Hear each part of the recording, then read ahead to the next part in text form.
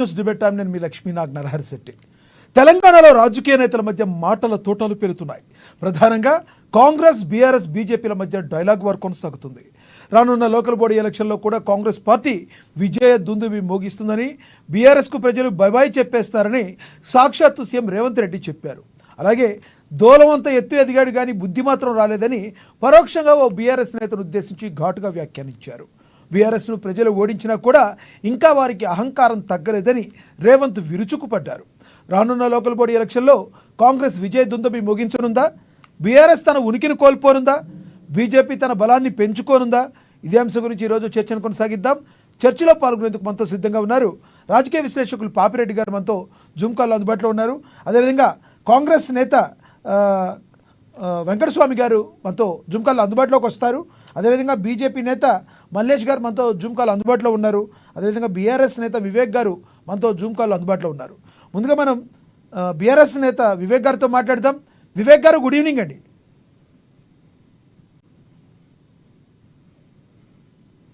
వివేక్ గారు, మీ వాయిస్ మ్యూట్లో ఉంది చూడండి.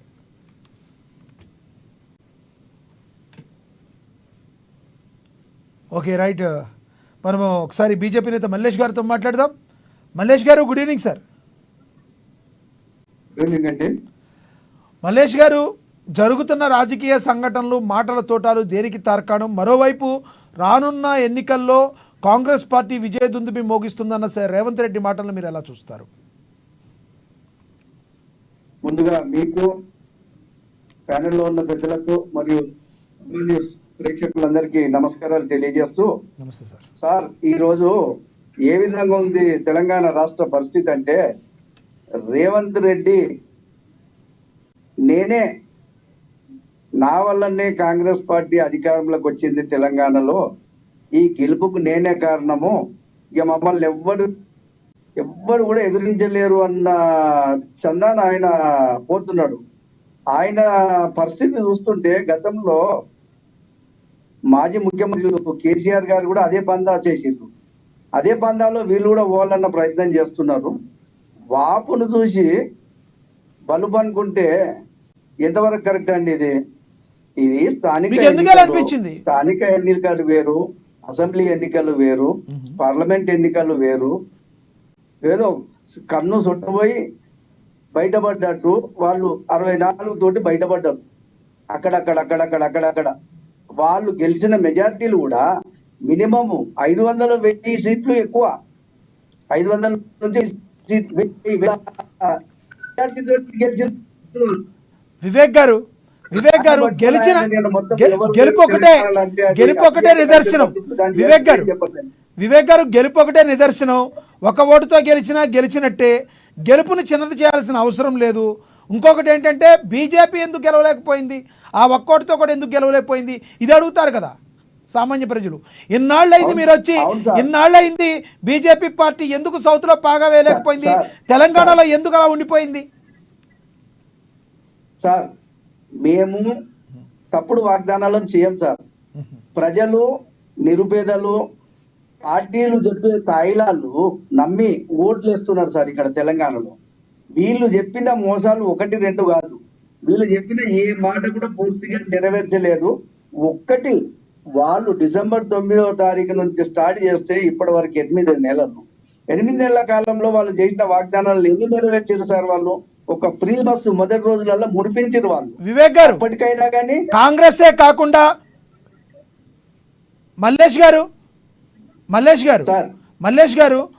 కాంగ్రెసే కాకుండా మిగతా అన్ని రాజకీయ పార్టీలు కూడా ముక్త కంఠంతో ఏం చెప్తున్నాయంటే, ఈరోజు తెలంగాణకి బడ్జెట్లో మీరు ఏం పెట్టారు, అసలు బీజేపీకి మాట్లాడే అర్హత లేదని చెప్పి మాట్లాడటం జరుగుతుంది. మల్లేష్ గారు, ఎందుకు బడ్జెట్లో మీరు తెలంగాణకి బడ్జెట్లో ఎందుకు కేటాయించలేదు డబ్బులు?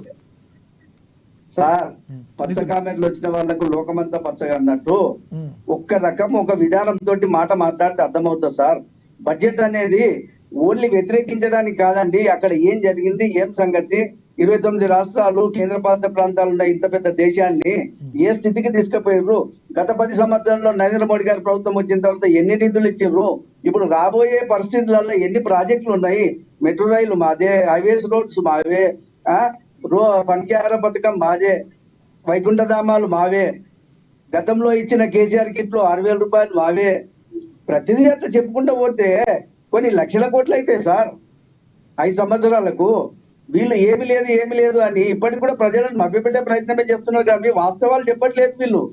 వాస్తవాలు చెప్తుందంటే ఏ రాష్ట్రానికి ఎంత వచ్చింది, ఎవరికి ఏం కష్టాలు ఉన్నాయి, ఏం సంగతి అనేది ప్రజల లోపలికి కూడా తెలుస్తుంది. అది కళ్ళద్దాలు మీరే పెట్టుకున్నారు, కొంచెం తీసి మాట్లాడితే మంచిది.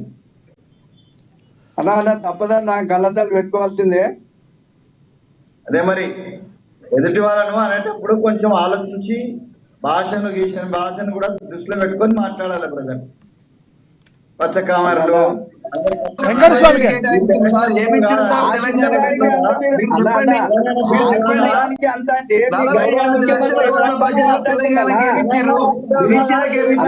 వెంకటస్వామి గారు మీకు ఇస్తాను. వెంకటస్వామి గారు దయచేసి 1 minute ఆగండి, మీకు ఇస్తాను. మీరు మాట్లాడతారు కానీ ఆయన కంప్లీట్ అయ్యాక మీకే ఇస్తాను. ఎస్ మల్లేష్ గారు కంటిన్యూ చేయండి ప్లీజ్. సరి చేయండి ఫస్ట్. మేము మాట్లాడేది చాలా తక్కువ, మేము బీజేపీ వాళ్ళు ఎక్కువ మాట్లాడడం తప్పుడు మాటలు. మేము పద్ధతిగానే మాట్లాడుతాం. ఓకే మీరు మాట్లాడండి ప్లీజ్. కంటిన్యూ మీరు మాట్లాడండి చెప్పండి ప్లీజ్. మీరు ఎందుకు బడ్జెట్లో తెలంగాణకి నిధులు కేటాయించలేదు ఈ రోజున మీరు మాట్లాడుతున్నారంటే తెలంగాణ ప్రజలకి మీరు సమాధానం చెప్పాల పరిస్థితి ఉంది కదా. గత ప్రభుత్వంలోనే గిరిజన యూనివర్సిటీ శాంక్షన్ చేయటం, బయ్యారం బుక్ కర్మాగారం పాతదే. మీరు పాతవి చెప్పొద్దు సార్. ఇప్పుడు ఈ 2024కి ఎందుకు మీరు నిధులు కేటాయించలేదంటే పాతవి చెప్తారు మీరు. సార్ ప్రతి రాష్ట్రానికి లెక్కగట్టి చూపెట్టారు సార్. అక్కడ ఏవైతే వెనుకబడి ఉన్నాయో పూర్తిగా వాళ్ళది 1-2 రాష్ట్రాలని వాళ్ళకు ఓపెన్ గా నోటీస్ లో వచ్చింది. ఇప్పుడు కేటాయించబడ్డ బడ్జెట్ ప్రతి రాష్ట్రానికి చెందేది కదా సార్. అది మాకు అన్వయం వేస్తా ఉంది. అది అన్ని రాష్ట్రాల బడ్జెటా లేకపోతే ఆంధ్రప్రదేశ్, బీహార్ 2 రాష్ట్రాలకు సంబంధించిన బడ్జెట్?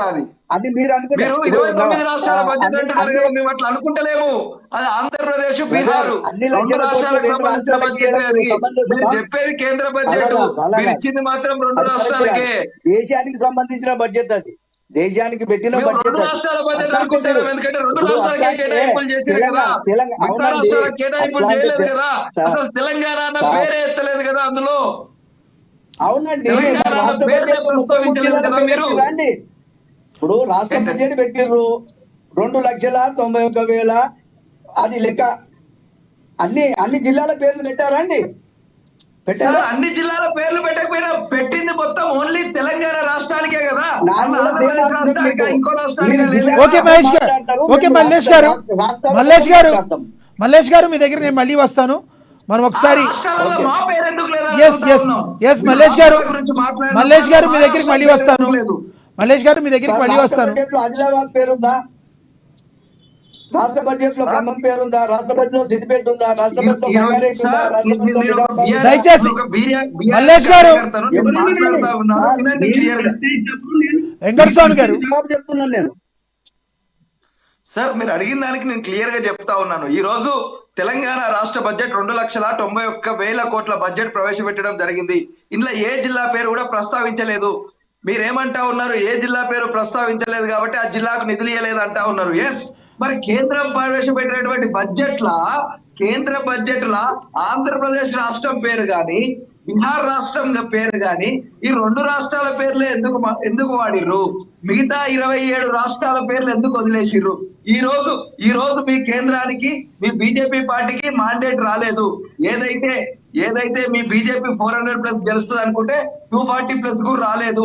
మీకు మద్దతు ఇచ్చినటువంటి ఆంధ్రప్రదేశ్ లో ఉన్నటువంటి టీడీపీ పార్టీని, అదే విధంగా బీహార్ లో ఉన్నటువంటి జేడీఎస్ ను, ఏదైతే నితీష్ కుమార్ ను, చంద్రబాబును, వీళ్ళిద్దరిని ప్రసన్నం చేసుకోవడంలో భాగంగా, మీ మిత్రపక్షాలను కాపాడుకోవడంలో భాగంగానే మీరు ఆ 2 రాష్ట్రాలకు ప్రత్యేక నిధులు ఇచ్చి మీ యొక్క ఎన్డీఏ ఏదైతే మీ అలయన్స్ ఉన్నదో, మీ అలయన్స్ లో మంత్రివర్గం ఉన్నదో, మీ మంత్రివర్గాన్ని కాపాడుకోవడం కోసం ఎక్కడ మీ కేంద్రంలో ఉన్నటువంటి మీ సంకీర్ణ ప్రభుత్వం కూలిపోతుందో అన్నటువంటి భయాందోళనతోని మీరు పెట్టినటువంటి బడ్జెట్ అది 48 లక్షల కోట్లల్లో ఈరోజు తెలంగాణ ఓకే. లేకపోవడం ఎంత వెంకటస్వామి గారు, అవమానకరం అండి. వెంకటస్వామి గారు. ఉమ్మడి ఆంధ్రప్రదేశ్, Yes. ఏపీ అయితే ఏపీ రీఆర్గనైజేషన్ బిల్లు వెంకటస్వామి గారు, వెంకటస్వామి గారు, ఒక్క నిమిషం. ఆంధ్రప్రదేశ్ తెలంగాణ Yes, yes, రెండు yes. రాష్ట్రాలు విడిపోయాయి. మరి అందులో మీ 35 అంశాలు ఉన్నాయి. ఒక్క అంశం గురించి కూడా మాట్లాడరా అండి? రాజ్పేట ఫ్యాక్టరీ గురించి మాట్లాడరా? మీరు ములుగు యూనివర్సిటీ అన్నారు. ఎస్, ములుగుల గిరిజన యూనివర్సిటీ ఏర్పాటు చేసి గిరిజన యూనివర్సిటీకి నిధులు కేటాయించారా? కేటాయించలేదు. విశాఖ దీనికోసం మనం మాట్లాడినా మీ కేసీఆర్ గారు గౌరవ ప్రధానమంత్రి వచ్చినప్పుడు కూడా రిసీవ్ చేసుకునే ఆలోచన కూడా లేదు మీ మాజీ ముఖ్యమంత్రి గారికి. ఈ రోజు తెలంగాణ వివేక్ గారు, యొక్క వివేక్ గారు, ప్రతి సందర్భంలో కూడా వివేక్ గారు దయచేసి ఆగండి. ఒకరికి ఇచ్చిన తర్వాత మళ్ళీ మీరు మాట్లాడితే బాగుంటుంది. ఎవరు మాట్లాడారో కన్ఫ్యూజన్గా ఉంటుంది. మీ మీ మీ మీ టర్మ్ వచ్చినప్పుడు మీరు మాట్లాడదురు, కానీ మీ టర్మ్ మళ్ళీ ఇస్తాను నేను మీకు, మీరు మాట్లాడదురు, కానీ ఎవరు మాట్లాడుతున్నారో కూడా అర్థం కావాలి కదా. ఓకే, మళ్ళీ మీ టర్మ్ వస్తుంది, మీకు ఇస్తాను నేను. మనతోటి కాంగ్రెస్ నేత వెంకటస్వామి గారు ఉన్నారు, ఆయనతో మాట్లాడదాం. వెంకటస్వామి గారు, good evening sir. Good evening. Venkataswamy గారు, రేవంత్ రెడ్డి గారు నేను మాట్లాడుతూ, సీఎం రేవంత్ రెడ్డి మాట్లాడుతూ రానున్న లోకల్ బాడీ ఎలక్షన్లో కూడా కాంగ్రెస్ పార్టీ విజయదుందుబి మోగిస్తుందన్నారు. మరి రానున్న రోజుల్లో విజయదుందుబి మోగిస్తానని చెప్పడానికి గల ప్రధానమైన కారణం ఏంటి? అదేవిధంగా ఒక దూలం ఎదిగినట్టుగా ఎదిగారని చెప్పి ఒక కమెంట్ కూడా చేశారు ఒక బీఆర్ఎస్ నేతని. ఎందుకు ఇంత దూకుడుగా కాంగ్రెస్ పార్టీ ముందుకు వెళ్తుంది, రానున్న రోజుల్లో విజయం సాధిస్తుంది అనడానికి గల మీ దగ్గర ఉన్న కారణాలు ఏంటి? సో మొదటిగా నేను ఏమంటున్నానంటే, గత 10 సంవత్సరాల కాలంలో ప్రజలు, నేను 100% క్రెడిట్ ను మా కాంగ్రెస్ కార్యకర్తల అకౌంట్లో వేయడం లేదు, కాంగ్రెస్ లీడర్ల అకౌంట్లో వేయడం లేదు. గత 10 సంవత్సరాలు జరిగినటువంటి పాలనతో విసిగిపోయినటువంటి ప్రజలే ప్రతిపక్షంగా నిలబడి కలబడి మాకు ఆశీర్వాదం ఇచ్చి ఇలా మమ్మలను గద్దెనెక్కించినారు.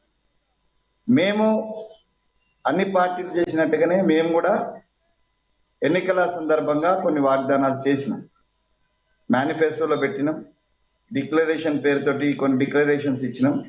వీటన్నిటిని కూడా మేము అది పాలన పగ్గాలు చేపట్టిన వెంటనే ఒక్కొక్కటిగా చేసుకుంటూ వస్తున్నాం. ఇలా ఫ్రీ బస్ కావచ్చు, ఉచిత అంటే 200 లోపు ఉన్నటువంటి వాళ్ళకు ఫ్రీ కరెంట్ కావచ్చు, గ్యాస్ 500 రూపీస్ గ్యాస్ కావచ్చు, ఇట్లా ఒక్కొక్కటి మేము ఇచ్చుకుంటూ వస్తున్నాం.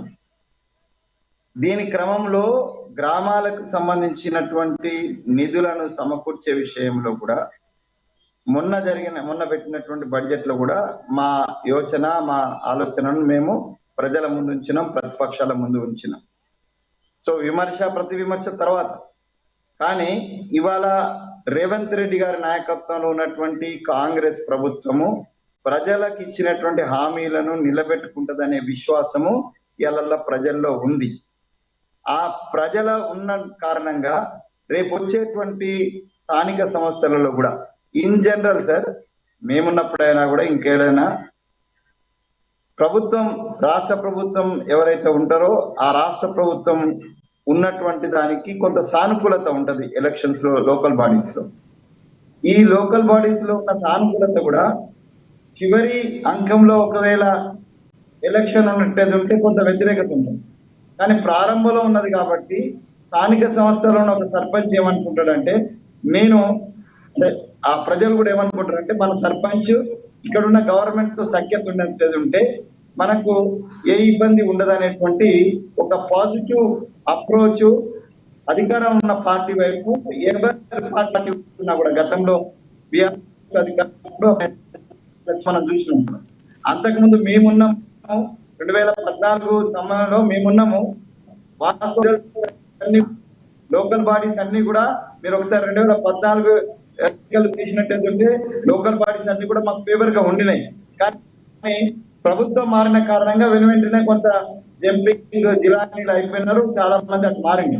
టీఆర్ఎస్ ప్రభుత్వం ఉన్నటువంటి సమయంలో వాళ్ళే అధికారం ఉన్నారు, నెక్స్ట్ అధికారం వచ్చిన సమయంలో డెఫినెట్ గా కొంత పాజిటివిటీ అంటున్నారు. ఇది మొత్తం దేశంలో ట్రెండ్, ఇది మన ఒక్క దగ్గరే ఉంటుందని అంటలేదు. ఆల్ ఇండియాలో ఈ ట్రెండ్ లోకల్ బాడీ జనరల్ గా ఫేవర్ చేస్తాయి. సో ఇవాళ 4.5 సంవత్సరాల కాలం ఇంకా మిగిలి ఉంది కాబట్టి 4 years కాలం ఇంకా మిగిలింది కాబట్టి న్యాచురల్ గా ఒక పాజిటివ్ యాంగిల్ ఉంటది కాబట్టి పాజిటివ్ ఓట్ పడుతుందండి. ఈ పాజిటివ్ ఓట్ కారణంగా రెండోది మా కార్యకర్తలు గత 10 సంవత్సరాలుగా గ్రామాలలో నిరంతరంగా టిఆర్ఎస్ ప్రభుత్వం యొక్క దాడులను తట్టుకొని టిఆర్ఎస్ ప్రభుత్వం సంబంధించినటువంటి పెద్దలు నాయకులు వీళ్ళకి సంబంధించినటువంటి దర్శనాలు తట్టుకొని ప్రజల పక్షాన్ని నిలబడి వాళ్ళ సమస్య కోసం పోరాడి ఉన్నారు కాబట్టి వాళ్ళకి తగిన గుర్తింపు ఉంది కాబట్టి డెఫినెట్ గా వీళ్ళు గెలిచే అవకాశం ఉంటది. సో మాక్సిమం మేము అటు పాజిటివ్ ఓటు ఇటు మా కార్యకర్తల యొక్క కమిట్మెంట్ ఈ రెండింటి మాకున్నటువంటి నిర్మాణత్వం మాకున్నటువంటి ఆర్గనైజేషనల్ నిర్మాణం ఈ 3 అంశాల కారణంగా మేము మాక్సిమం గెలిచేటువంటి అవకాశం ఉన్నది. అదే విషయాన్ని రేవంత్ రెడ్డి గారు మేము పూర్తిగా గెలుస్తాము, ఎదుటి వాళ్ళకు ఎదుర్కాలని ఎక్కడ మా దగ్గరలో పోటీ పడే పరిస్థితి కూడా ఉండదు అన్నమాట వారు చెప్పుకొచ్చారు. ఓకే వెంకటస్వామి గారు, మీ దగ్గరికి నేను మళ్ళీ వస్తాను. మనతోటి రాజకీయ విశ్లేషకులు పాపిరెడ్డి గారు ఉన్నారు, ఆయనతో మాట్లాడదాం. పాపిరెడ్డి గారు, గుడ్ ఈవినింగ్ సార్. పాపిరెడ్డి గారు, రానున్న రోజుల్లో లోకల్ బాడీ ఎలక్షన్లో కాంగ్రెస్ పార్టీ విజయదుంది మోగిస్తుంది, బీఆర్ఎస్ పత్తా లేకుండా పోతుంది అని మాట్లాడిన రేవంత్ రెడ్డి వ్యాఖ్యల్ని మీరు ఎలా చూస్తారు? ఇప్పుడు ఇంతకుముందు వెంకటస్వామి గారు చెప్పారు కదా, ఎందుకు వెళ్తామని ఆయన చెప్పింది కదా. ఓకే, అదే జరుగుతుంది. జరగబోయేది ఎప్పుడు కూడా స్థానిక ఎన్నికలు ఎప్పుడు కూడా అధికార పార్టీకి కొంత మొగ్గు ఉంటుంది, అధికార పార్టీకి అనుకూలంగా ఉంటుంది. అది 2014 ముందు తెలంగాణ విభజన ముందు ఒక 3 నెలల ముందు ఆంధ్రప్రదేశ్ ఎన్నికలు జరుగుతుంటే పెద్ద ఎత్తున కాంగ్రెస్ గెలిచింది. అందులో గజ్వేలు నియోజకవర్గంలో కూడా కాంగ్రెస్ పార్టీ గెలిచింది, ఎంపీటీసీలు గెలిచింది, ఎంపీటీసీలు గెలిచింది. కానీ ఎమ్మెల్యే ఎలక్షన్స్కి వచ్చే వరకు మళ్ళీ కాంగ్రెస్ ఓడిపోయింది, బీఆర్ఎస్ గెలిచింది. అదే అప్పుడు టీఆర్ఎస్. అయితే ఒకటేంటంటే ఇక్కడ కాంగ్రెస్ అంటే ఇప్పుడు అని కాదు, ఒక అధికార పార్టీకి అనుకూలమైన అంశాలు అనేకంగా ఉంటాయి. ఎందుకంటే నాయకులు స్థానిక సంస్థల ఎన్నికలలో అంటే పంచాయతీరాజ్ కావచ్చు, మున్సిపాలిటీస్లో కావచ్చు, వాళ్ళకి గవర్నమెంట్తో అనేక విధాల సంబంధాలు ఉండాలి కాబట్టి వాళ్ళ నాయకత్వం నడవాలి, అక్కడ కొన్ని పనులు కావాలనుకున్నప్పుడు సహజంగానే గవర్నమెంట్కు అనుకూలంగా ఉంటారు. ఒకటి. రెండవది ఏంటంటే ఇప్పుడు ఇంకొకటి ఏంటంటే మనం అనుకోవాల్సింది ఏంటంటే ఎమ్మెల్యేల కాంచెల్లి అందరూ పోయి కాంగ్రెస్ జాయిన్ అవుతారు. రేపు ఎవడనో అరా ఒకటి ఇద్దరు ఎక్కడ అపోజిషన్ పార్టీలు గెలిచినా కూడా ఉంటారని గ్యారెంటీ ఉంది, ఏమి ఉండదు. ఎందుకు మాట్లాడుతున్నారంటే రేపు అందరు కూడా ఇప్పుడు ఎమ్మెల్యేలుగా ప్రతిపక్ష పార్టీలుగా గెలిచి మేము పనుల కోసము నియోజకవర్గ అభివృద్ధి కోసం పోతున్నామని ఎమ్మెల్యేలే వాళ్ళు సర్టిఫికేట్ ఇచ్చుకొని వెళ్ళిపోతున్నారు. రేపు ఎక్కడన్నా కూడా ఇది పార్టీ రహితంగా జరుగుతుంది, పార్టీ సింబల్తో ఉండదు. రెండోది ఏంటంటే ఎక్కడన్నా ఎవరైనా గెలిచినప్పటికీ కూడా వాళ్ళు ప్రతిపక్ష పార్టీలు బీఆర్ఎస్లో కానీ బీజేపీలో కానీ ఉంటారని గ్యారెంటీ కూడా ఏమి లేదు. కానీ ఒకటి ఏంటంటే ఇవన్నీ కూడా వేరైనప్పటికీ కూడా సహజంగానే రేవంత్ రెడ్డి గారు అన్న స్టేట్మెంట్ ఏంటంటే అధికార పార్టీకి దాదాపుగా అనుకూలంగా ఉంటుంది. ఎందుకు అనుకూలంగా ఉంటుందంటే ఈ 4.5 ఏళ్ళు గవర్నమెంట్ వాళ్ళు ఉంటుంది కాబట్టి అనేకమైన సమస్యలు ఈ స్థానిక సంస్థలు ఈ ఎమ్మెల్యేలతో అధికార యంత్రాంగంతో ముడిపడి ఉంటాయి కాబట్టి ప్రతి నాయకుడు కూడా దాదాపు ఆ వైపు ఉండడానికి ప్రయత్నం చేస్తారు కాబట్టి ఆ విధంగా ఎక్కువగా గెలిచే అవకాశం ఉంటుంది. ఎక్కువ కంటే దాదాపు అనుకుంటే 80-90% విజయాలన్నీ కూడా కాంగ్రెస్ వైపే ఉంటాయి. Okay sir. సార్ మీ దగ్గరికి మళ్ళీ వస్తాను నేను. మనతోటి బీఆర్ఎస్ నేత వివేక్ గారు ఉన్నారు, ఆయనతో మాట్లాడదాం. వివేక్ గారు, గుడ్ ఈవినింగ్ అండి. Sir, very good evening sir. ఈ ప్యానల్ లో ఉన్నటువంటి అందరికి కూడా హృదయపూర్వక నమస్కారాలు. వివేక్ గారు, అసెంబ్లీకి కేసీఆర్ గారు రావాల్సిన అవసరం లేదు, మీరు మాట్లాడేదానికి నేను సమాధానం చెప్తాను, మేమే సరిపోతామని చెప్పి మాట్లాడిన మాట కేటీఆర్ కానీ లేదంటే కేటీఆర్ కానీ హరీష్ రావు గారు కానీ. అయితే తర్వాత రోజు అసెంబ్లీకి మరి కేసీఆర్ గారు హాజరైన తర్వాత నిన్న రేవంత్ రెడ్డి గారు మాట్లాడుతూ మరి తండ్రి ఒక మాట అంటే కొడుకులు ఎక్కడ భయపడి ఏం ఆగమాగం చేస్తారో అని చెప్పి కేసీఆర్ ఇమీడియట్లీగా వచ్చారు అసెంబ్లీకి. వాళ్ళ మధ్య అసలు కోఆర్డినేషనే లేదు, రానున్న రోజుల్లో బీఆర్ఎస్ పార్టీకి ప్రజలు చర్మగీతం పడతారని చెప్పారు. ఎలా అంటారు మీరు? సార్, ఈరోజు కాంగ్రెస్ పార్టీ మన భారత అధికారంలో లేదు. కాంగ్రెస్ పార్టీ అంతరించిందా సార్? ప్రజలు చర్మగీతం పాడిరా, మళ్ళీ అవకాశం కల్పించలేదు. ఖచ్చితంగా కాంగ్రెస్ పార్టీ అధికారం ఇచ్చిన తర్వాత చేస్తున్నటువంటి అనాలోచిత విధానాలే ఈరోజు బీఆర్ఎస్ పార్టీని అధికారంలోకి తీసుకొస్తుంది.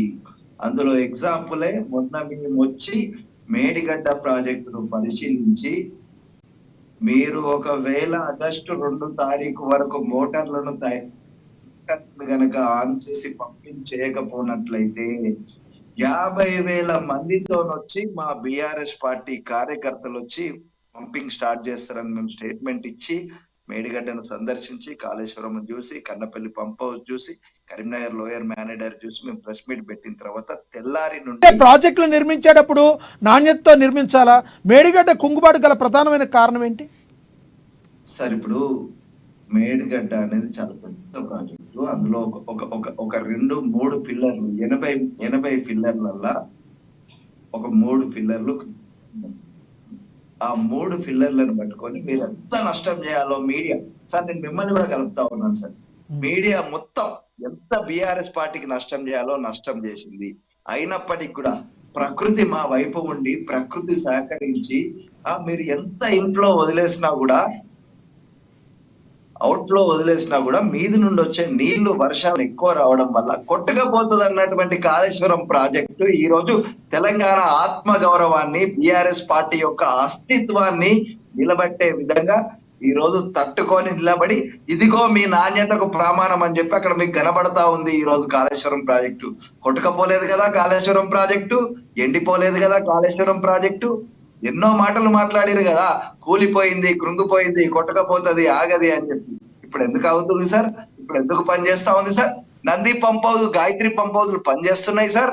ఈ రోజు టిఎంసీల నీళ్లను వివేక్ గారు, పాపిరెడ్డి గారు ఏదో ప్రశ్న అడుగుతున్నారు మిమ్మల్ని. పాపిరెడ్డి గారు ఏదో ప్రశ్న అడుగుతున్నారు మిమ్మల్ని, సమాధానం చెప్పండి. పాపిరెడ్డి గారు ప్లీజ్ అడగండి. సార్ ఇప్పుడు అడగండి. విషయం ఏంటంటే మేడిగడ్డ దగ్గర నీళ్ళు ఆపలేదండి. వచ్చిన నీళ్లు వచ్చినట్టు కిందికి వదిలిపెట్టారు. ఒకవేళ అదే సార్ నేను అదే చెప్తా ఉన్నా, వదిలి పెడతా ఉన్నారు. మీరు చెప్తున్నారు కాబట్టి నేను క్వశ్చన్ అడుగుతున్నా, దానికి సమాధానం చెప్పండి. మీరు పోయి అక్కడ మేడిగడ్డలు చూసి ప్రెస్ మీట్ పెట్టేంత మాత్రం అది ఒరిగేది ఏం లేదు. అక్కడ ఒకటేంటంటే సార్ అది ఒరిగింది సార్, ఒరుగుతూనే ఈ రోజు పంపింగ్ అనేది జరిగింది. ఈ రోజు మీరు పట్టించుకున్నటువంటి ఈ ప్రభుత్వానికి మేము ఒక చెప్పబెట్టులాగా చేస్తేనే ఈ రోజు వాళ్ళు చేయడం జరిగింది. వివేక్ గారు ఆయన ఏదో క్వశ్చన్ అడుగుతున్నారు, అడగనివ్వండి. ఒక చుక్కని కూడా ఆపలేదు. ఒకవేళ గేట్ క్లోజ్ చేసి నీళ్ళు ఆగితే మీ ప్రాజెక్ట్ ఆగితే అప్పుడు మీరు డబ్బులు దాచుకొని సర్టిఫికేట్ ఇచ్చుకోరు. ఇంతవరకు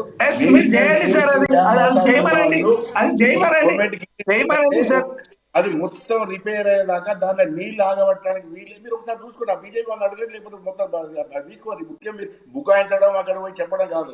ఇంతవరకు మేడిగడ్డలో నీళ్ళు ఆపలేదు. నేను కూడా పోయించాను మొన్న 2 రోజుల కింద. నీళ్ళు ఆపుతలేరు అక్కడ. వచ్చిన నీళ్ళు వచ్చినట్టు కిందకి వెళ్ళిపోతున్నాయి. నీళ్ళు ఆపి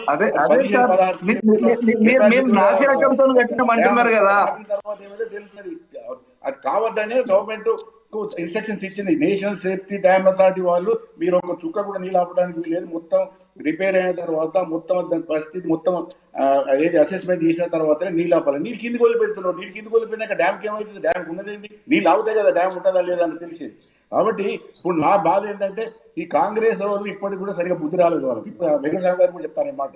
ఎందుకంటే వాళ్ళు ఎంత చేస్తుంటే, అబద్ధాన్ని నిజమని చేస్తుంటే కాంగ్రెస్ వాళ్ళు చూస్తున్నారు డ్రామా. వెంకటస్వామి గారు రియాక్ట్ అవుతున్నారు. వెంకటస్వామి గారు ప్లీజ్. నేనే ఏమంటానంటే వివేక్ భాయ్, మీరు డిమాండ్ చేస్తేనే పంప్ వదిలిండ్రు అనేటువంటి బరాబర్ చెప్తా ఉన్నాం, మేము చెప్తా ఉన్నాం సార్, మేము క్లియర్ గా చెప్తా ఉన్నాం. ఈ రోజు ఒక్క నిమిషం సరే, ఒక్క నిమిషము అనుకుందాము. మీ డిమాండ్ మీదనే వాటర్ మేము పంప్ చేస్తున్నామని అనుకున్నాం. Okay, no problem. In the interest of the people, in the interest of the Telangana people. Yes sir, మేము అడిగేది ఫర్ సేక్ ఆఫ్ పీపుల్ ఉంది, for the people, you the people, by the people మేము కూడా అడిగేది sir. నన్ను మాట్లాడి, నేను మాట్లాడినాక నువ్వు సమాధానం చెప్పు. ఓకే, నన్ను మాట్లాడి చెప్పండి. నేను అసలే ఒక ముక్క మాట్లాడకుండా మీరు మాట్లాడితే ఎట్లా చెప్పండి. నేను in the interest of the Telangana people, Medigadda కూలిపోవాలని ఈ రాష్ట్రంలో ఎవడన్నా అనుకుంటే అంతకన్నా మూర్ఖత్వం ఇంకొకటి ఉండదు. టెక్నికల్ గా మీరు చేసిన తొందరపాటు కార్యక్రమాల కారణంగా, టెక్నికల్ గా వచ్చినటువంటి ప్రాబ్లం కారణంగా అది నాణ్యత ఉందా లేదా అనేటువంటి విషయం మేము తెలిసేది కాదు, మీరు తెలిసేది కాదు. National dam security authority is on job. Let us wait for the report. ఇప్పుడు మిమ్మల్ని మేమనడం, మమ్మల్ని మీరడం అనవసరం. మనం కానీ మీరు కానీ మేము కానీ ఏం కోరుకోవాలంటే కోట్ల రూపాయలు పోసి కట్టినటువంటి మేడిగడ్డ లాంటి ప్రాజెక్ట్ ఏదైతే ఉందో అది ఈ ప్రజలకు ఉపయోగపడాలని కోరుకోవాలి తప్ప మీరు నీళ్ళు ఆపమంటే ఆపేసి కొట్టకపోతుందా లేదా చూడడానికి ఇదేమి చిన్నపిల్లల ఆట కాదు, ప్రయోగం కాదు. నేషనల్ డ్యామ్ సెక్యూరిటీ అది గివెన్ ఇన్స్ట్రక్షన్. ఒక చుక్క నీరు కూడా ఆపడానికి వీలు లేదు అని చెప్పింది. అది మీరు చూసినాం, మేము చూసినాం. మేమిచ్చింది కాదు, మీ పాత మిత్రులు లోపల మిత్రులు అయినటువంటి భారతీయ జనతా పార్టీకి సంబంధించినటువంటి పెద్దలు పంపినటువంటి కమిటీనే అది న్యూట్రల్ గా వ్యవహరించింది. ఆ న్యూట్రల్ గా వ్యవహరించిన కమిటీ ఒక రిపోర్ట్ ఇచ్చింది. ఆ రిపోర్ట్ ప్రకారం ఇవాళ ఉత్తమ్ రెడ్డి గారు కావచ్చు, మా ప్రభుత్వం కావచ్చు, మేము చేస్తున్నటువంటి పనులు కూడా అన్ని కూడా నేషనల్ డ్యామ్ సెక్యూరిటీ అథారిటీ నుంచి వచ్చిన ఇన్స్ట్రక్షన్స్ ని మేము ఇంప్లిమెంట్ చేస్తున్నాం, అదే చేస్తున్నాం. కాబట్టి దీంట్లో ఎవరం కూడా, నేనైతే ఒక తెలంగాణ బిడ్డగా ఏం కోరుకుంటే మేడిగడ్డ నిలబడాలా, మేడిగడ్డలో ఉన్నటువంటి ఏదైతే కుంగుబాటు జరిగిందో దానికి సంపూర్ణమైనటువంటి రిపేర్స్ జరగాల. ఆ జరిగి అది నిలబడి ఈ తెలంగాణ ప్రజలకు ఉపయోగపడాలని కోరుకుంటున్నాము. మేము ఎవరం కూడా అది కుంగిపోవాలని కుట్ర చేయాలని మేము అనుకోవడం లేదు. కుంగిపోవడంలో కేసీఆర్ తిట్ట, మోడీ గారే తిట్ట, మేము తిట్టలేము. నీళ్ళు పంపింగ్ ఎక్కడ చేస్తున్నారు? ఎల్లంపల్లి చేస్తున్నారు.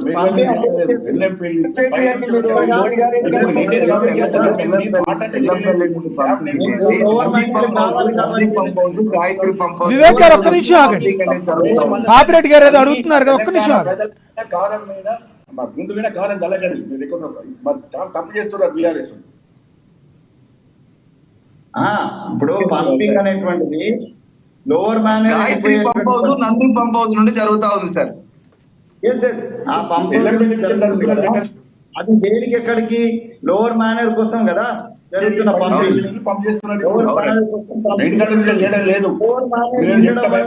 కరీంనగర్ ప్రాంత ప్రజలకు ఉపయోగపడుతుంది అనేటువంటిది మీ ఉద్దేశము, మా ఉద్దేశం కూడా కదా, ఎవరి ఉద్దేశం కూడా. నేను అల్టిమేట్ గా మన అందరి ఉద్దేశం ఏముండాలి?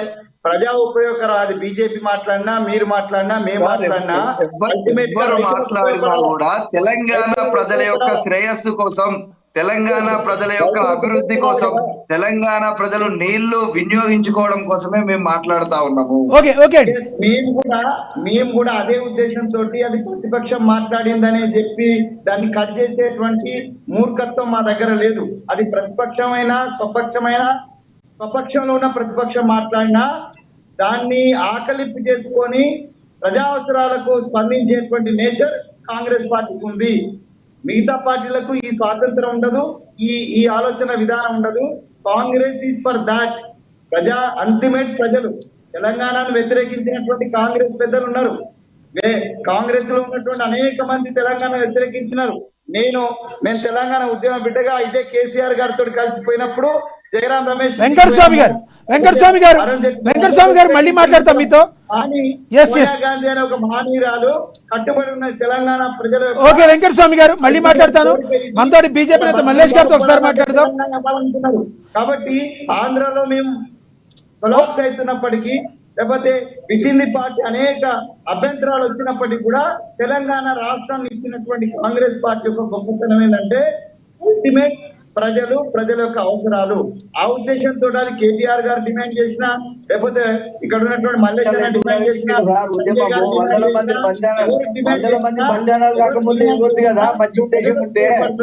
సోనియా గాంధీ ఇచ్చింది, కాంగ్రెస్ ఇచ్చింది, ఎన్ని రోజులు తప్పకొట్టండి. సోనియా గాంధీకి ఉన్న మెజారిటీ ఎంత? సోనియా గాంధీ బిల్లు పెడితే పాస్ చేసే కెపాసిటీ ఎంత? సోనియా గాంధీ ఇచ్చింది. సోనియా గాంధీ ముందు ఇచ్చి ఉంటే అంతమంది చనిపోకపోతున్నాయి కదా సార్. ముందు ఇచ్చినుంటే పిల్లలు చనిపోకపోతున్నాయి కదండి. తెలంగాణలో ఎంతో మంది అసలు భాషలు విద్యార్థులు కానీ తెలియకుండా మాట్లాడకు. ఎక్కడున్నావు మీకు తెలిసిందే కరెక్ట్ అనేది కరెక్ట్ కాదు. మీకు తెలిసిందే కరెక్ట్ అనేది కరెక్ట్ కాదు. మలి దశ ఉద్యమము 2001 నుంచి స్టార్ట్ అయితే 2009 ఒక ప్రకటన వచ్చింది. 2000 వచ్చిన ఒక ప్రకటనను మళ్ళా తిరిగి వాపస్ తీసుకొని మళ్ళా శ్రీకృష్ణ కమిటీ వచ్చి ఎన్నైనా అండి, ఎన్ని రకాలుగా జరిగిందండి, ఎన్ని రకాలుగా జరిగింది. కాంగ్రెస్ ఏం చేసిందని అంటున్నారు. బీజేపీ మద్దతు లేకుండా కాంగ్రెస్ చేయగలిగిందా అండి? మలేష్ ఏం మాట్లాడుతున్నావు? ఇప్పుడు ప్రధానమంత్రిగా ఉన్న బీజేపీ మద్దతు లేకుండా కాంగ్రెస్ ఇచ్చిందా? ప్రధానమంత్రిగా ఉన్న అవునండి, బీజేపీ మద్దతు లేకుండా కాంగ్రెస్ ఇచ్చిందా? మల్లేష్ గారు మన్మోహన్ సింగ్ ముందు రాకపోతే మల్లేష్ గారు ఒకదానికి సమాధానం చెప్పండి. ఒకదానికి ఈ సైడ్ ట్రాక్ అవుతుంది. ఒక్క నిమిషం please please please please. Venkataswamy గారు ఒక్క నిమిషం. మల్లేష్ గారు, ఈ లోకల్ బాడీ ఎలక్షన్లో ఏ నినాదంతో మీరు ఓట్లు వేయమని తెలంగాణ ప్రజల ముందుకు వెళ్ళిపోతున్నారు? మేము ఈ బడ్జెట్లో ఇంత కేటాయించాం, తెలంగాణకి ఇన్ని ఈ బడ్జెట్లో ఈ సంవత్సరం గాను మేము ఇంత కేటాయించాం అని చెప్తే, మీరు ఏమైనా బడ్జెట్లో కేటాయిస్తే తెలంగాణ ప్రజలు మీరు వెళ్ళి ఓట్లు అడిగే అవకాశం ఉంది. ఏ రకంగా వెళ్తారు, ఏ రకంగా గెలుపొందుతారని మీరు అనుకుంటున్నారు? సబ్జెక్ట్లో మాట్లాడండి ప్లీజ్. ఒకటి, విశ్లేషకులు కానీ ఇతర మిత్రులు కానీ మాట్లాడిన మాటకు కొద్దిగా 50% నేను ఏకేపీ వస్తున్నా. దేనికి? ఏదైతే రాష్ట్రంలో రూలింగ్ పార్టీ ఉంటుందో స్థానిక ఎన్నికల ప్రభావము ఆ పార్టీకి సంబంధించి ఉంటది. 50%. ఇంకొద్ది వరకు అయితే వ్యక్తుల ప్రాముఖ్యత కూడా ఉంటుంది సార్ అది ఎలక్షన్ కు. మూడోది, మీరు నన్ను అడిగిన ప్రశ్న ఉన్నది కదా, మేము పంచాయతీ రాజులకు నిధులు మావే, పటికి ఆహార పథకం మాదే, వైకుంఠ ధామాలు మావే, హరితహారం మాదే, ఆహార భద్రత మాదే. 2000 మాయే, అందులో 1000 మాదే. Sir please please please please, ఆయన చెప్తున్నారు చెప్పనివ్వండి, మధ్యలో ఇంటరప్ట్ అవ్వద్దు ప్లీజ్. ఆయన మాట్లాడాక మీరు ఫసల్ మాట్లాడండి. బీమా యోజన 6,000 రూపాయలు సంవత్సరానికి ఇస్తున్నాం 5 ఎకరాల లోపల ఉన్న వాళ్ళకు. ఇది అబద్ధమా? రైతులు తీసుకుంటలేరా? మీరున్నప్పుడు మల్లేష్ గారు మీరు ఒక దానికి సమాధానం చెప్పాలి. మల్లేష్ గారు ప్లీజ్. మల్లేష్ గారు, ప్రజలు ఆశించి మిమ్మల్ని 10 ఏళ్ళు మీకు అవకాశం ఇచ్చారు. అటువంటి ఆశలే ఇప్పుడు కాంగ్రెస్ చూపెట్టి గద్దెలెక్కింది. ఇప్పుడు మేము అటువంటి ఆశలు చూయిస్తాము, ఏది వాస్తవం ఉన్నదో అది చూయిస్తాము. మేము ఖచ్చితంగా గెలవాలనుకుంటే అబద్ధ మాటలు ఎన్నో మాట్లాడచ్చు, కానీ మా సంస్కృతి అది కాదు. భారతీయ జనతా పార్టీ చేసేదే చెప్తది. భారతదేశంలో ఏమండి మల్లేష్ గారు, భారతదేశంలో తెలంగాణ ఒక పార్టు. తెలంగాణ అనేది భారతదేశంలో ఒక పార్టు. తెలంగాణకి ఏం మీరు సపరేట్గా చేయట్లేదు కదా, అన్ని రాష్ట్రాలకు చేసేది కదా ఇది. మీరు అన్ని రాష్ట్రాలకు చేసే క్రమంలో తెలంగాణకి ఒక పెద్దన్న పాత్ర, ఒక పెద్దన్న పాత్రలో చేయాల్సిన బాధ్యత మీ మీద ఉంది, చేస్తున్నారు. దానికి గొప్పగా చెప్పి తెలంగాణ ప్రజలకి రావాల్సిన ఒక్కటి క్వశ్చన్ అడిగాక మీరు చెప్పండి. కేంద్ర ప్రభుత్వము జాతీయ పార్టీ రాష్ట్రాలన్నిటికీ ఏ విధంగా చేస్తారో అదే విధంగా చేస్తాము. అదే సార్, తెలంగాణకి బడ్జెట్ లో నిధులు ఎందుకు కేటాయించలేదు? ఏ విధంగా చేసిర్రు, ఏం చేసిర్రు? మీరు ఏమి ఇచ్చారు?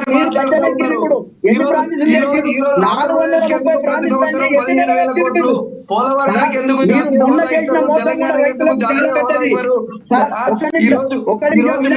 మీరు బెంగళూరు క్యాడర్ ఇస్తారు మీరు. అదే మేము హైదరాబాద్ మీరు అంటే కాదు. వినండి ఒక మాట, వినడం కూడా ఉండాలి సార్. మీరు మాట్లాడేటప్పుడు నేను మాట్లాడుతున్నాను, వినాలి. చెప్పండి సార్, చెప్పండి. ఏదైనా పొరపాటు మీరు నన్ను అడగండి, తప్పులేదు. ఎస్, ఈ రోజు తెలంగాణకి ఎందుకు నిధులు ఇవ్వలేదు? తెలంగాణకి ఏమి ఇచ్చిరో చెప్పండి. ఈ 2024 బడ్జెట్ లా 48 లక్షల కోట్ల బడ్జెట్ లో ఏమి ఇచ్చారో చెప్పండి. అన్నట్టు ఒకటే సబ్జెక్ట్ కదా, పక్కకు పెట్టండి. నేను మాట్లాడుతున్నాను, నేను చెప్పింది మీరు ఒప్పుకోండి. 48 లక్షల కోట్ల తెలంగాణకు మేము ఇచ్చింది గుండు సున్నా. అన్ని రకాల మీరు మాట్లాడండి వేరే ఏదైనా. సార్, అన్ని రకాలకు సంబంధించిన నిధులు తెలంగాణ రాష్ట్రానికి అన్ని రాష్ట్రాలకు వచ్చినట్టు వస్తాయి. దాని ఆశ్చర్యం ఏం లేదు. ఆయన మాట్లాడేవండి సార్, మీరు మాట్లాడి కానీ ఆయన సమాధానం మొత్తం చెప్పనివ్వండి ప్లీజ్. వెంకటస్వామి గారు ఒక్క నిమిషం ప్లీజ్, ఆయన మాట్లాడినివ్వండి ప్లీజ్. మీరు సమాధానం చెప్పండి సార్. మల్లేష్ గారు ప్లీజ్ సబ్జెక్ట్ లోకి రండి. Continue please please continue.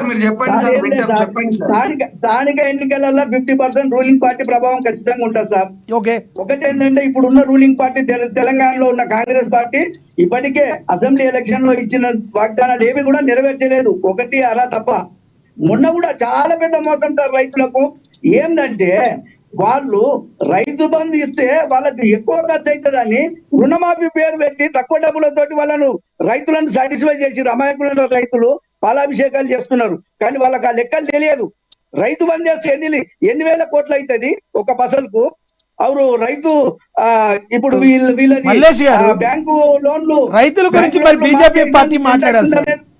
రైతుల గురించి కేంద్రంలో ఉవ్వెత్తున ఒక పక్కన ఉవ్వెత్తున ఉద్యమాలు వీల్చిపెడుతూ రైతులందరూ కూడా అన్యాయం గురయ్యని చెప్పి వాడు వాపోతుంటే మీరు రైతుల గురించి ఎలా మాట్లాడుతున్నారు సార్? ఏదో ఒకటి చేసింది కదా. నల్ల చట్టాలను ప్రయోగించినటువంటి మీరా మాట్లాడేది? ఈ రోజు కాంగ్రెస్ పార్టీ, బీజేపీ పార్టీ రెండు పార్టీలు కూడా ప్రజలను సర్వనాశనం చేసినాయి. తెలంగాణ అస్తిత్వం కోసం, తెలంగాణ అభివృద్ధి కోసం, తెలంగాణ ప్రజల ఆకాంక్ష కోసం మేము 10 సంవత్సరాలు తెలంగాణ రాజ్యాధికారం అనేటువంటి లక్ష్యంతోని రైతులు బాగుపడాలనేటువంటి లక్ష్యంతోని రైతు బంధు అనేటువంటి స్కీమును మేము తీసుకొస్తే మీరు రైతు భరోసా అని చెప్పి కాంగ్రెస్ పార్టీ వాళ్ళు ప్రతి ఎవరి డబ్బండి ఎట్లా పెడతారు మీరు? 200 ఎకరాల్లోనికి రోడ్లకు, గుట్టలకు, వ్యవసాయం లేని భూములకు, ఫామ్ హౌస్లకు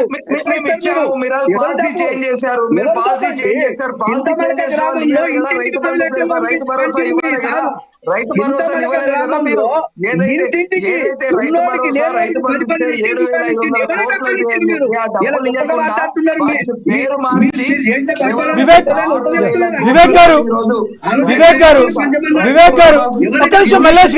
మల్లేష్ గారు ఒక్క నిమిషం. వివేక్ గారు 10 సంవత్సరాలు పాలించారు తెలంగాణని, ఉద్యమం పార్టీ అని చెప్పి వచ్చారు. ఆ తర్వాత మా ఫక్త్ రాజకీయ పార్టీ అన్నారు. ఫక్త్ రాజకీయ పార్టీ ఏమైందండి? టీఆర్ఎస్ని బీఆర్ఎస్ చేశారు. టీఆర్ఎస్ అంటే తెలంగాణ రాష్ట్ర పార్టీ. అలాంటిది బీఆర్ఎస్ ఎందుకు చేశారు సార్ మీరు? బీఆర్ఎస్ అలా కాదు. ఒకటి వివేక్ గారు, ఏదైతే తెలంగాణ రాష్ట్ర ప్రభుత్వం ప్రవేశపెట్టినటువంటి పథకాలు దేశవ్యాప్తంగా ఉన్న వాళ్ళు మా దగ్గరికి వచ్చి మా దగ్గర కూడా మీ అటువంటి పథకాలు అమలు కావాలని చెప్పి ఇక్కడికి వచ్చి మా అధినాయకులను కలిసి మాట్లాడితే అప్పుడు మేము ఈ దేశానికి ఒక దిశానిర్దేశం చేయాల్సిన అవసరం ఉన్నది. ఈ రోజు బూర్జీవ పార్టీలైనటువంటి కాంగ్రెస్ పార్టీ గాని, బీజేపీ పార్టీ గాని ఈ దేశాన్ని భ్రష్టు పట్టిస్తున్నాయి తప్ప దేశం అభివృద్ధి కోసం, దేశం ఆత్మగౌరవం కోసం పనిచేయట్లేదని చెప్పి ఈ రోజు రాష్ట్రాలకు పెద్దపీట ఇయ్యట్లేదు. 29 రాష్ట్రాలను ఒకే విధంగా చూడట్లేదు.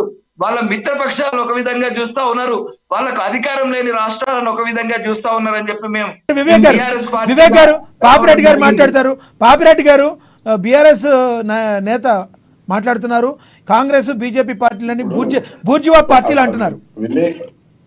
వివేక్ గారు కొన్ని పదాలు వాడేటప్పుడు జాగ్రత్త. ఇప్పుడు బీజేపీ, కాంగ్రెస్, బూర్జువా పార్టీ అయితే మీద కమ్యూనిస్ట్ పార్టీ, రెవల్యూషన్ పార్టీ అనే మీద అది బూర్జువా పార్టీ కదా. కొన్ని శబ్దాలు వాడేటప్పుడు జాగ్రత్త. పాపిరెడ్డి గారిని మాట్లాడినవ్వండి ప్లీజ్ దయచేసి క్రాస్ చేయొద్దు. వివేక్ గారు పాపిరెడ్డి గారిని మాట్లాడినవ్వండి, తర్వాత మీరు మాట్లాడండి. ప్లీజ్ మధ్యలో ఎవరు మాట్లాడద్దు. మీరు మాట్లాడేది ఎవరిది కూడా అర్థం కాదు. పాపిరెడ్డి గారు మాట్లాడతారు, మాట్లాడిన తర్వాత మిగతా వాళ్ళు మాట్లాడండి. ప్లీజ్ పాపిరెడ్డి గారు కంటిన్యూ. నేను ఎలక్షన్స్ గురించే మాట్లాడతాను. ఇప్పుడు ఇవాళ తెలంగాణలో 3 బలమైన రాజకీయ పార్టీలు లేదా రాజకీయ శక్తులు ఉన్నాయి. ఒకటి అధికార పార్టీ కాంగ్రెస్ పార్టీ, 2 అసెంబ్లీలో ప్రధాన ప్రతిపక్షమైన బీఆర్ఎస్, పార్లమెంటులో ప్రధాన ప్రతిపక్షంగా ఆవిర్భవించిన బీజేపీ. ఈ 3 మధ్య పోటీ జరుగుతున్నారు. ఈ 3 మధ్య ఫస్ట్ బీజేపీ గురించి చెప్తాను. ఒక విషయం చెప్తాను మీకు ఉదాహరణ. ఇప్పుడు మొన్న పార్లమెంట్ ఎన్నికలు జరిగినాయి. పార్లమెంట్ ఎన్నికలలో మల్కాజిగిరి, సికింద్రాబాదు, చేవెళ్ళే 3 బ్రహ్మాండమైన మెజారిటీతో బీజేపీ గెలిచింది. కానీ సికింద్రాబాద్ కంటోన్మెంట్లో మీరు బీజేపీ ఎమ్మెల్యే గెలిపించుకోలేకపోయారు, అక్కడ కాంగ్రెస్ గెలిచింది. అంటే ఒక్కటేసారి జరిగిన ఎన్నికలలో ఓటరు 2 తరీకాలు ప్రవర్తించింది. ఎంపీకి మీకే ఓటేశారు, ఎమ్మెల్యేకి కాంగ్రెస్ వేశారు. అంటే బీజేపీని మనం ఒక పార్టీగా చూసినప్పుడు బీజేపీ ఎప్పుడైతే ఎంపీ ఎలక్షన్స్ వస్తున్నాయో అప్పుడు మాత్రమే దానికి ఆధారం ఉన్నది. 2019లో 4 సీట్లు గెలిచారు, 2024 వచ్చే వరకు 8 సీట్లు అని డబుల్ అయినాయి. పెద్ద ఎత్తున గెలిచారు అన్పార్మెంట్ కాంగ్రెస్. కానీ స్థానిక సంస్థల ఎన్నికలు కానీ ఒక్క లోన్ ఎక్సెప్షన్ ఏంటంటే హైదరాబాద్ జిహెచ్ఎంసీ ఎన్నికలలో అప్పుడు కాంగ్రెస్ మీద తీవ్రమైన వ్యతిరేకత ఉంది. ఎందుకంటే కాంగ్రెస్లో గెలిచిన నాయకులు, ఎమ్మెల్యేలు అందరూ కూడా పోయి బీఆర్ఎస్లో జాయిన్ అయిన కోపంతో అప్పుడు జనాలు కాంగ్రెస్ని ఆదరించలేదు. దాని ప్రత్యామ్నాయంగా బీజేపీ చూశారు. కాబట్టి ఆ ఒక్క ఎన్నికల్లో, స్థానిక ఎన్నికలలో ఓట్లు తప్ప ఎక్కడ కూడా బీజేపీకి స్థానిక సంస్థల ఎన్నికలలో కానీ, ఎమ్మెల్యే ఎన్నికలలో కానీ. ఇప్పుడు చెప్తాను, మీరు వివేకానంద మాట్లాడుతున్నారు కదా, దుబ్బాక ఎన్నికలలో గెలవడంలో రఘునందన్ గారు ఒక ప్రధానమైన కారణం ఏంటంటే గజ్వేల్ బాగా డెవలప్ అయింది, ఫండ్స్ ఇచ్చారు. సిద్దిపేట బాగా డెవలప్ అయింది, ఫండ్స్ ఇచ్చారు. దాని దుబ్బాక అవతల ఉన్న సిరిసిల్లకు ఫండ్స్ ఇచ్చింది, డెవలప్ అయింది. కానీ మధ్యన ఉన్న దుబ్బాక వేంది అని జనాల కోపంతోనే రఘునందన్ గెలిపించారు. తర్వాత రఘునందన్ కూడా మళ్ళీ కూడా అదే విషయం. కానీ ఇప్పుడు జరుగుతున్నది ఏంటంటే ఇదే ఎంపీలు చేసిన వాళ్ళు, మంత్రులైన వాళ్ళు కూడా మొన్న 23 ఎన్నికలలో కూడా ఎమ్మెల్యేలు ఓడిపోయారు. కాబట్టి స్థానిక సంస్థల ఎన్నికలలో కానీ ఎమ్మెల్యేలు కానీ బీజేపీకి ఆదరణ తక్కువ ఉన్నది. రేపు రాబోయే ఎన్నికలలో కూడా బీజేపీకి పెద్ద ఎత్తున ఏం రాదు. ఇది నా అంచనా. ఒకటి. ఓకే. రెండు, రేపు జరగబోయే ఎన్నికలలో కాంగ్రెస్ కు బీఆర్ఎస్ కే ప్రధానమైన పోటీ ఉంటది. కానీ ఈ రెండు పోటీలలో కూడా అసమానత ఏమైందంటే కాంగ్రెస్ చాలా అప్పర్ హ్యాండ్ లో ఉంటుంది, అంటే చాలా అనుకూలమైన పరిస్థితుల్లో అడ్వాంటేజ్ లో ఉంటుంది. కాబట్టి కాంగ్రెస్ పెద్ద ఎత్తున సీట్లు గెలుస్తుంది. రెండు, బీఆర్ఎస్ అక్కడక్కడ కొన్ని గెలవచ్చు. బీజేపీ కూడా స్థానికంగా మీరు అన్నట్టు మల్లేష్ గారు మనవలే నాయకులు ఉన్నప్పుడు అక్కడక్కడ గెలవచ్చు. కానీ నేను ఇంకొక అడుగు ముందుకే చెప్తాను. ఈ బలమైన నాయకులు గెలిచినప్పటికీ కూడా, లేకపోతే మీ వాళ్ళు పోకపోతే కానీ బీఆర్ఎస్ లో గెలిచిన నాయకులు ఇవ్వాలి కూడా 1-2 నెలలు అందరూ పోయి మళ్ళీ కాంగ్రెస్ లో కలుగుతారు. ఇది జరగబోయే పరిణామం. అల్టిమేట్ గా కాంగ్రెస్కి వచ్చేవారు కాంగ్రెస్ పెద్ద ఎత్తున ఈ రాబోయే పంచాయతీ లేదా స్థానిక సంస్థల ఎన్నికల్లో పెద్ద ఎత్తున కాంగ్రెస్ గెలుస్తుంది. ఓకే ఓకే వెంకటస్వామి గారు కంక్లూడ్ చేయండి ప్లీజ్. అంటే పాపిరెడ్డి గారు చాలా స్పష్టంగా చెప్తున్నారు. మళ్ళీ నా వివేక్ గారు ఏదో ఏదో మాట్లాడినాడు, కొన్ని పదాలు రాసుకొచ్చుకున్నట్టున్నాడు. తమ్ముడు బూర్జువా పార్టీ ఎంత ఫిలాసఫీ డాక్టరేట్ సార్, నేను ఉద్యమకారుని, మాకు పదాలు రాసుకోవాల్సిన పరిస్థితి లేదు. పదాలు రాసుకోవాల్సిన పరిస్థితి లేదు సార్. వివేక్ గారు మీరు కంక్లూడ్ చేద్దరు కానీ వివేక్ గారు కంక్లూడ్ చేద్దరు కానీ మీరు చేద్దరు కానీ ఆగండి. ఒక నిమిషం ఆగు వివేక్ గారు, ఒక నిమిషం ఆగండి. బూర్జువా పార్టీ అనేటువంటి అంశానికి వస్తే ఈ రాష్ట్రంలో కేసీఆర్ కంటే పెద్ద బూర్జువా ఇంకోటి లేడు. ఆయన పెట్టిన పార్టీ డెఫినెట్ గా అది బూర్జువా పార్టీ అనేటువంటి విషయంలో నాకంటే, నేనేమో తెలంగాణ ఉద్యమ సహచరుని కేసీఆర్ గారు. అప్పుడు ఆయన దగ్గర ఏం బూర్జువాత్వం కనిపించదు, ఎందుకంటే అప్పుడు ఉద్యమం కాబట్టి, మీరు ఇందాక చెప్పారు కదా ఉద్యమ పార్టీ కాబట్టి. సో ఫస్ట్ రాజకీయ పార్టీ అయిన తర్వాత ఆయన యొక్క నిజమైన బూర్జువా అవతారం బయటకు వచ్చింది. ఆ అవతారాన్ని నేను ఎక్కువ చూడలేదు, ఆ పాపిరెడ్డి గారు చాలా దగ్గరగా చూసినాను. పాపిరెడ్డి గారు ఆయన ప్రభుత్వంలో భాగస్వామిగా ఉండి నాకంటే ఎక్కువ ఆయన చూసినారు. కాబట్టి కాంగ్రెస్ పార్టీనో ఇంకో పార్టీనో బూర్జువా అనే ముందు మనం ఏంది అనేటువంటిది ఆత్మవిమర్శ చూసుకోవాల్సిందిగా తమ్ముడిని నేను సలహా ఇస్తున్నా. సో మేము ఈ ఎన్నికల విషయానికి బాపిరెడ్డి గారు చెప్పినట్టుగా నేను ముందే చెప్పాను 3 అంశాలు. ఈ 3 అంశాలు అన్నిటికన్నా ప్రధానమైనటువంటి అంశము లోకల్ క్యాడర్ యొక్క స్టెబిలిటీ, లోకల్ క్యాడర్ యొక్క పటిష్టమైనటువంటి లోకల్ క్యాడరు కాంగ్రెస్ కి హైయెస్ట్ గా ఉంటది.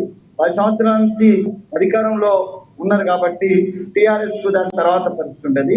భారతీయ జనతా పార్టీకి సైద్ధాంతికంగా ముందు నుంచి వచ్చినటువంటి వాళ్ళు తప్పితే ఇప్పుడు కొత్తగా యాడ్ అయిపోయినటువంటిది ఏమైతుందనంటే Bharatiya Janata party up and downs వారు అన్నట్టుగా పార్లమెంట్ ఎలక్షన్ వచ్చినప్పుడు కొంత వస్తున్నారు, మళ్ళీ స్థానిక సంస్థలో వెళ్ళిపోతుంది.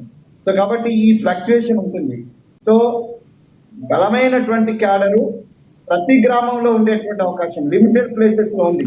ఓకే, ప్రధానంగా నగరాలను చుట్టుముట్టిన ప్రాంతంలో నగర ప్రాంతాలలో భారతీయ జనతా పార్టీ కొంత పట్టుండేటువంటి అవకాశం ఉన్నది. ఎడ్యుకేటెడ్ ఏరియాలో కొంత పట్టుండే అవకాశం ఉన్నది. తర్వాత సాంప్రదాయకంగా ముందు నుంచి వాళ్ళు గెలుస్తూ వస్తున్నటువంటి ప్రాంతాలలో కొంత పట్టుండే అవకాశం ఉంది. కాబట్టి ఇది మొత్తం చూసినప్పుడు all together not even the 5 to 10%. So కాబట్టి వాళ్ళ పరిస్థితి ఆ 5 to 10% మధ్యనే ఆగిపోతుంది. ఏమన్నా మాకు పోటీ ఇద్దరు గట్టిగా అంటే డెఫినెట్ గా టిఆర్ఎస్ మొన్నటి దాకా సర్పంచ్లు వాళ్ళు ఉన్నారు, జెడ్పీటీసీలు వాళ్ళు ఉన్నారు, దానికి సంబంధించినటువంటి జెడ్పీ చైర్మన్స్ ఉన్నారు. వీళ్ళందరూ కూడా అసలు మొన్నటి ఎలక్షన్స్ లో ఒక ఎనాలిసిస్ యాంకర్ గారు మీలాగానే అడిగితే ఎందుకు అందరు బీఆర్ఎస్ నుంచి వస్తున్నారు అంటే, మొన్న పార్లమెంట్ ఎలక్షన్ లో మా పార్టీతో భారతీయ జనతా పార్టీకి అండ్ బీజేపీకి బీఆర్ఎస్ కు కాంగ్రెస్ ఏం తేడా లేకుండా ఎవరి దగ్గర డబ్బులు ఎక్కువ ఉంటే వాళ్ళకి ఎంపీ టికెట్లు ఇచ్చిందండి. ఈ ఎంపీ టికెట్ తీసుకునే వాళ్ళు కూడా మా పార్టీకి వచ్చిన వాళ్ళు బీఆర్ఎస్ నుంచే వచ్చినారు. ఓకే, కంక్లూడ్ చేయండి సార్, సమయం తక్కువ ఉంది. కంక్లూడ్ చేయండి. నేనేమంటున్నానంటే వాళ్ళ దగ్గర కొంత ధనబలం కూడా ఉంది.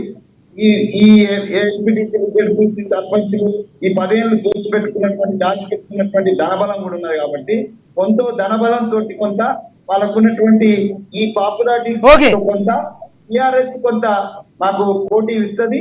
But that is not going to win the race లో విన్ అయ్యడంత ఉండదు, కానీ పోటీ ఇస్తుంది. ఏమంటున్నానంటే వివేక్ గారు, మిమ్మల్ని నేను డిగ్రేడ్ చేస్తలేను, మలేషియా నేను డిగ్రేడ్ చేస్తలేను.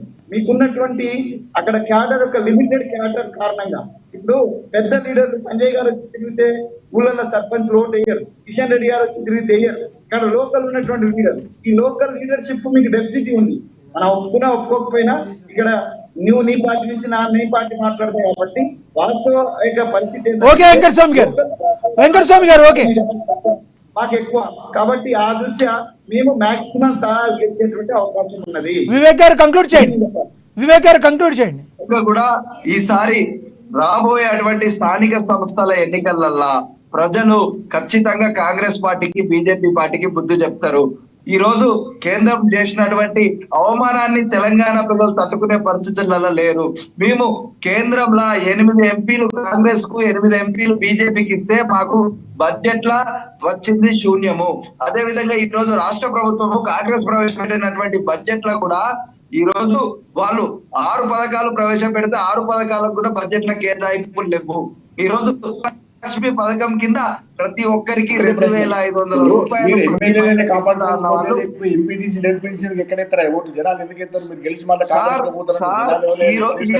ఈ రోజు ప్రజలు అబ్జర్వ్ చేస్తా ఉన్నారు, ప్రజలు చూస్తా ఉన్నారు ఏం జరుగుతా ఉందని. గతంలో మేము కాంగ్రెస్ పార్టీ ఎమ్మెల్యేలను జైలు చేసుకొని తప్పు చేసినాం. అదే తప్పును ఇప్పుడు కాంగ్రెస్ పార్టీ చేస్తా ఉన్నది. కాంగ్రెస్ పార్టీ చేస్తా ఉన్నది. ఖచ్చితంగా ప్రజలు చూస్తా ఉన్నారు. 7 నెలల కాలంలో కాంగ్రెస్ పార్టీ ఏం చేసిందని ప్రజలు అబ్జర్వ్ చేస్తా ఉన్నారు. ఖచ్చితంగా రాబోయేటువంటి స్థానిక సంస్థల ఎన్నికలలో ఖచ్చితంగా కాంగ్రెస్ పార్టీకి తెలంగాణ ప్రజలు బీజేపీ పార్టీకి చూపిస్తారు. తెలంగాణ పార్టీతో ఉన్నారు అనే దాన్ని ఈ లోకల్ బాడీ ఎన్నికలలో ఖచ్చితంగా చూపిస్తారు సార్. మేము ఈ సందర్భంగా అడుగుతా ఉన్నాము కాంగ్రెస్ పార్టీ వాళ్ళను, మీరు బీసీ రిజర్వేషన్లు పెంచి స్థానిక సంస్థల ఎన్నికలు జరుపుతా అన్నారు. ఈ రోజు మీరు రకరకాల డిక్లరేషన్లు చేసిర్రు. ఏ డిక్లరేషన్ మీద నిలబడతారు మీరు? ఈ రోజు కులగణన చేస్తారా? ఈ రోజు స్థానిక సంస్థల 42% రిజర్వేషన్లు అమలు చేస్తారా మీరు? ఈ రోజు సార్ కంక్లూడ్ చేయండి ప్లీజ్. సబ్జెక్ట్ మీద కంక్లూడ్ చేయండి ప్లీజ్. అనేది మీరు ఎన్ని సీట్లు సాధించబోతున్నారని మీరు అనుకుంటున్నారు? అన్నిట్లో కూడా మీరు విజయదుందుభి మోగించబోతున్నారా?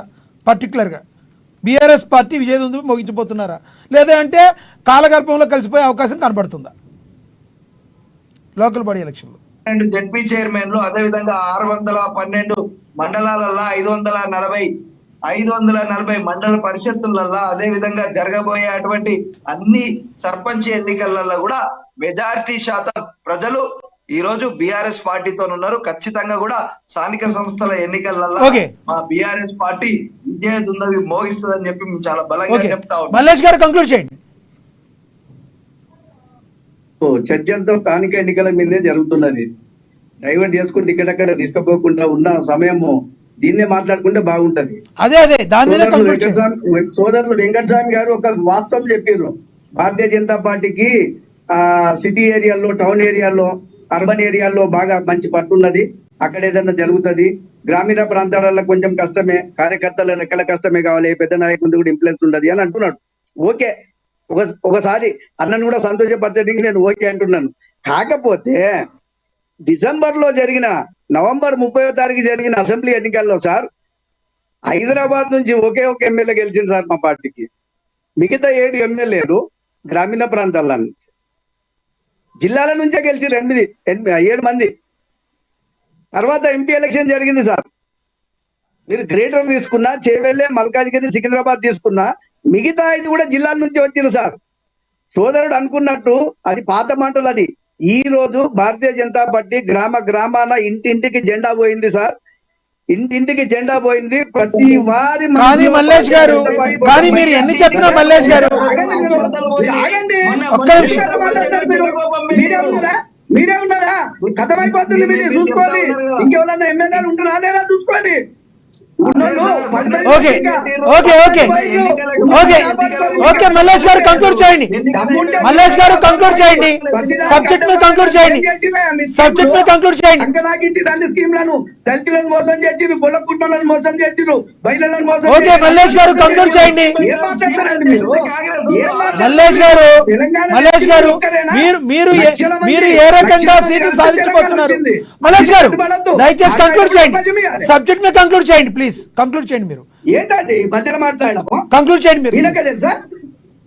మీకు అవకాశం వచ్చింది మీరు మాట్లాడండి. ఇప్పటికే చెప్పండి. yes మీరు కంక్లూడ్ చేయండి. ఏం తెలియదు నీకు? నీకు తెలియదు, కేసీఆర్ కి తెలియదు. మోసం చేసి 10 సంవత్సరాలు 6 లక్షల కోట్లు తప్పు చేసి వివేక్ గారు మీరు మాట్లాడకండి దయచేసి. దొరల ఖజానా నింపారు మీరు. వివేక్ గారు ఇలా మాట్లాడద్దు, మధ్యలో మాట్లాడద్దండి. వివేక్ గారు మీరు ఎలా మాట్లాడతారు అలా? ప్రజాప్రతినిధులను కాపాడుకునే ప్రయత్నం చేసి మీకు కావాలన్న ఒక్క సీటు కూడా రాదు. ఈ రోజు కాంగ్రెస్ కు ప్రత్యామ్నాయం బీజేపీ తెలంగాణ రాష్ట్రంలో ఏ ఎలక్షన్ జరిగినా స్థానికంగా గానీ పట్టణాలలో గానీ రూలింగ్ పార్టీకి కాంగ్రెస్ కు బీజేపీ ప్రత్యామ్నాయం. పాపిరెడ్డి గారు పాపిరెడ్డి గారు మీరు కంక్లూడ్ చేయండి సార్. పాపిరెడ్డి గారు మీరు కంక్లూడ్ చేయండి సార్. ఇప్పుడు మల్లేశం గారు ఆశాజనకంగా ఉన్నారు, అట్లా జరిగితే ఇప్పుడు ఇంకొకటి ఏంటంటే ఇప్పుడు అధికార పక్షం కాంగ్రెస్, ప్రతిపక్షాలు 2 ఉన్నాయి. ఈ రెండిట్లో కూడా ఒక విధమైన తీవ్ర పోటీ ఏమున్నదంటే మల్లేశం గారు కరెక్ట్ చెప్పారు. ఏంటంటే రేపు స్థానిక ఎన్నికలలో రెండో పార్టీ కాదు, ఫస్ట్ పార్టీ కాంగ్రెస్. ఎవరు చెప్పినా ఫస్ట్ పార్టీ కాంగ్రెస్ ఉంటుంది కాబట్టి రెండో స్థానం మాకు బీజేపీకి వస్తుందా బీఆర్ఎస్కి వస్తుందా? బీజేపీ ఏం తయారు చేస్తున్నదంటే సాధ్యమైనంత వరకు రెండో స్థానం అంటే బీఆర్ఎస్ నెట్టేసి ఆ ప్రతిపక్ష స్థానాన్ని ఆక్రమించుకోవాలని చూస్తున్నది. స్థానిక ఎన్నికలలో ఒకసారి మల్లేశం గారు ఆశాజనకంగా వాళ్ళ పార్టీ స్టాండ్, వాళ్ళకున్న ఆలోచన ఆయన చెప్పిండు. ఒక నిజంగా ఆయన అట్లా జరుగుతుంది. ఇప్పుడు ఎమ్మెల్యే ఎలక్షన్స్ నేను కూడా ఒప్పుకుంటా. ఎమ్మెల్యే ఎలక్షన్స్ లో ఆదిలాబాద్ లో 4 గెలిచిండ్రు, నిజామాబాద్ లో 2, ఇంకొక మెదక్లో 1, ఇంకొకటి ఇక్కడ 8 వచ్చినట్టుంది. అది ఒక గణనీయమైన విజయమే. ఓకే, అది గ్రామీణ ప్రాంతాలు గెలిచింది. కానీ ఒక్కటి మల్లేశం గారు, నేను గత 20 ఏళ్ళ నుంచి జాగ్రత్తగా నేను గమనిస్తే ఇప్పటికి కూడా బీజేపీ అంటే నేను విమర్శించలేదు, బీజేపీ గ్రామీణ ప్రాంతాలలో ఇప్పటికి కూడా తగినంత అంటే ఇప్పుడు కాంగ్రెస్ బీఆర్ఎస్ కున్నంత తగినంత పట్టు సాధించలేదు. భవిష్యత్తు సాధిస్తారో లేదు నాకు తెలియదు, కానీ ఇప్పుడైతే లేదు. ఓకే పాపిరెడ్డి గారు, ఓకే పాపిరెడ్డి గారు ఒకటే నిమిషం, ఓన్లీ 1 సెకండ్. బీఆర్ఎస్ వాళ్ళకి చెప్తున్నా, మీరు ఈ ఉన్న ఎమ్మెల్యేలనే కాపాడుకోలేకపోతున్నారు, అందరూ కాంగ్రెస్ లో పోతున్నారు. రేపు జనాలు ఎందుకు ఎత్తారా ఓట్లు? మీరు గెలిస్తే మళ్ళీ కాంగ్రెస్ కలిసి ఉంటారు కదా, ఎందుకు ఇస్తారు వాళ్ళు ఓట్లు? అనవసరంగా ఓట్లు వేస్తే మరి గెలిచిపోయి ఎలా కలుస్తారు? ఇప్పుడు ఆ అనుమానం జనాలు ఎక్కువ ఉన్నది. ఇప్పుడు బీఆర్ఎస్ ఓటు వేస్తే గెలిచిన వాళ్ళంతా పోయి కాంగ్రెస్ లో కలుస్తారు, కాబట్టి మేము ఎందుకు ఓటు వేయాలి? ఎందుకంటే జరిగింది, కాంగ్రెస్ ఓటు వేయకుండా బీజేపీ చేయరు. అదే పరిస్థితుల్లో ఇదే పరిస్థితి మీకు కూడా వస్తున్నది. ఆ పరిస్థితి రాకుండా కాపాడుకోని బదులు. ఓకే, ధన్యవాదాలండి పాపిరెడ్డి గారు చర్చలో పాల్గొన్నందుకు. ధన్యవాదాలండి వెంకటస్వామి గారు, అదేవిధంగా ధన్యవాదాలు వివేక్ గారు, ధన్యవాదాలు మల్లేష్ గారు చర్చలో పాల్గొన్నందుకు. ఏది ఏమైనప్పటికీ కూడా రానున్న లోకల్ బాడీ ఎలక్షన్స్కి మీద కాంగ్రెస్ పార్టీ ప్రధానంగా గురిపెట్టిందంటలో ఎటువంటి సందేహం లేదు. ఎటువంటి పరిస్థితుల్లో కూడా కాంగ్రెస్ పార్టీకే కొంచెం ఎడ్జ్ ఉండేటట్టుగా కూడా కనబడుతుంది. రాజకీయ విశ్లేషకులు చెప్పినప్పటికీ ఏ విధంగా చెప్తున్నారో, రాష్ట్రంలో ఏదే ప్రభుత్వం అయితే అధికారంలో ఉంటే లోకల్ బాడీ ఎలక్షన్లో ప్రజలు కూడా కొంత సానుకూలత ఏదైతే ప్రభుత్వం ఉందో దానికి అధికార పార్టీ వైపే మొగ్గు చూపే అవకాశం పుష్కలంగా కనబడుతుందని చెప్తున్నారు. మరి రానున్న లోకల్ బాడీ ఎలక్షన్లో ఏ రాజకీయ పార్టీ విజయదుందుబి మోగించబోతుందో వేచి చూడాల్సిన పరిస్థితి. ఇది వాళ్ళ స్పెషల్ డిబేట్. చూస్తున్నటువంటి అమ్మ న్యూస్.